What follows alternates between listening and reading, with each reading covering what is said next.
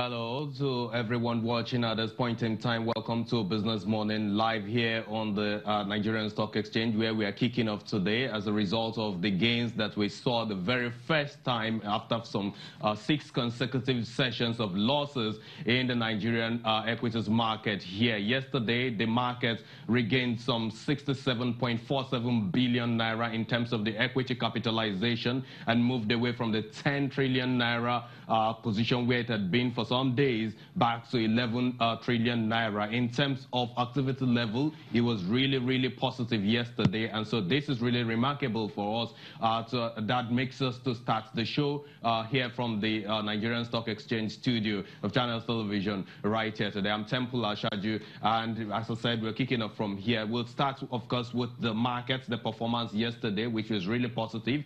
Key benchmark index closed at 29,517.73, and we saw a rise of some 62 basis points yesterday. Equity capitalization rose 67.47 billion naira, and the year-to-date losses trimmed to 6.1%, all the way from 6.6%. We got the week-to-date performance also trimming to 3.7%, and if you look at the absolute points that we had yesterday was 180.93 points in the market. Activity level, as we said, was positive. Volume of transaction rose 64%. The value of the transaction we saw was positive as well by 37%, and that's after the 6 consecutive sessions that we've seen in this year, 2019. We got the value in terms of dollar terms now at $10 million yesterday. If you look at how we arrived at that, look at the sectors that we've got in the market. You got the banking segment net in the highest gain yesterday on account of the gains we saw on Zenith Bank, which rose 286 basis points yesterday, and we saw Diamond Bank also rising some 5.5% yesterday, and all of that, coupled with other gains that we saw in that segment of the market, was able to push up the index of that segment of the market by 274 basis points. Look at the other sectors that had some losses, which is the consumer goods segment and, of course, the insurance segment of the market. It was as a result of 2 key factors. In terms of the consumer goods, we saw some kind of profits taken there on so many of the names that you have in that segment of the market. Nestle PLC down 3.4%. It was as a result of some kind of profits taken. Guinness was also down some 10%. But if we move to the insurance segment of the market where we had some losses, NEM Insurance specifically was down 10%, and I think in the next few days we should be coming up with some kind of analysis on this particular company, because yesterday one of the major investors in this company, that is NEM Insurance, VFD Group, had some 30% stake in this particular company. Yesterday, this VFD Group issued a kind of press release explaining their pullout of this company. 1.6 billion ordinary shares belonging to VFD Group has been taken off NEM Insurance. That's due to some kind of misunderstanding and inability to agree on how to optimize the value of NEM Insurance going forward. You recall as well that in recent time, NEM Insurance was taken out of the corporate governance index of the Nigerian Stock Exchange. So if you look at this and square things up, it explains the kind of corporate governance issues that has been going on in that company. So we know that VFD Group yesterday sold some of its, explained the fact that it had between December 2018 and the end of that financial year, was able to pull out of the company and sold its shares in that NEM Insurance to some kind of new shareholders, albeit the fact that VFD Group also had to issue some kind of do a kind of rights issue exercise, and was able to get some $2.7 billion in this particular capital raising exercise. At the end of the day, the company looks to become to have some kind of public liability company structure and possibly get listed here in the Nigerian Stock Exchange. That's the kind of sentiment we saw in the market yesterday, especially in that insurance segment of the market, and that sell down on NEM Insurance is likely to go on with this kind of position, and of course this kind of news surrounding that company. So if you look at other sectors, we've got the oil and gas segment of the market as well as the industrial goods segment of the market ending positive yesterday.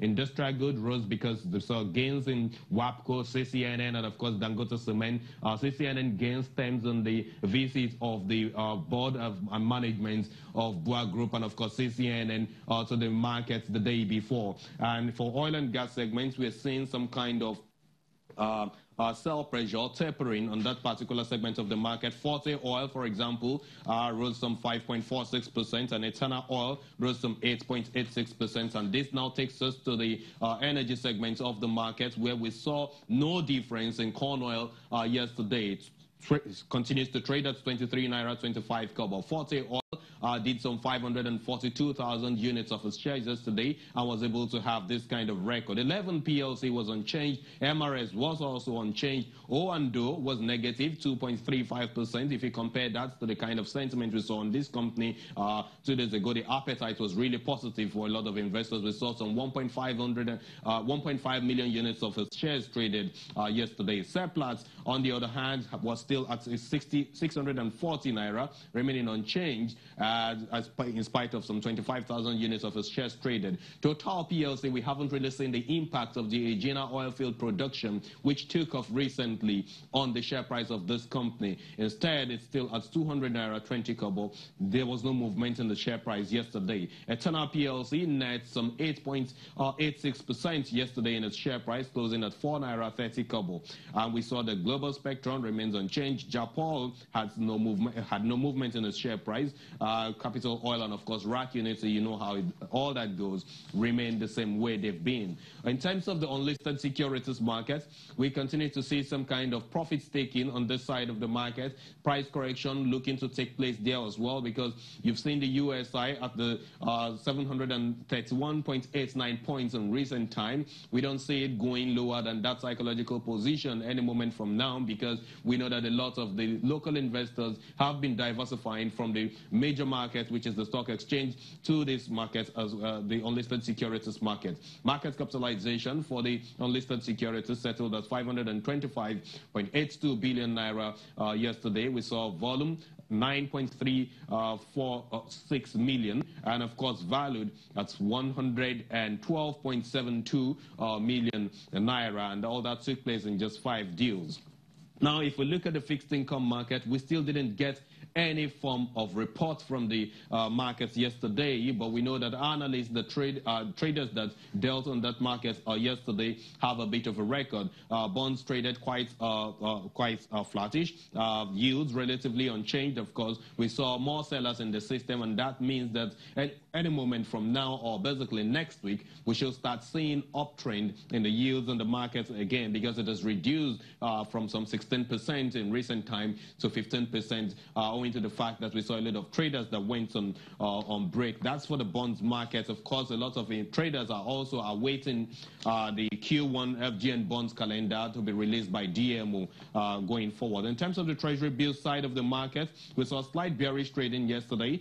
Yields also closed marginally higher on the back of some 343 billion naira almost sale, as well as some 375 billion naira maturities yesterday in the market. We saw sell-offs at the short end of the curve, but if you look at the longer end of the curve, yields began to trend higher. However, the FMDQ was able to make a bit of a release yesterday for the December 2018 performance, and the platform actually saw some 17.7 trillion naira turnover in terms of the fixed income side of the market, and that represents some 9.09% decline. In absolute terms, that's a 1.77 trillion naira decline compared to the 19.4 trillion naira that exchange recorded in the preceding months, which is November 2018. But we know that treasury bills and of course forex at the I and E windows were the major movers that helped the FMDQ exchange to be able to net this amount, 17.7 trillion naira, that it had.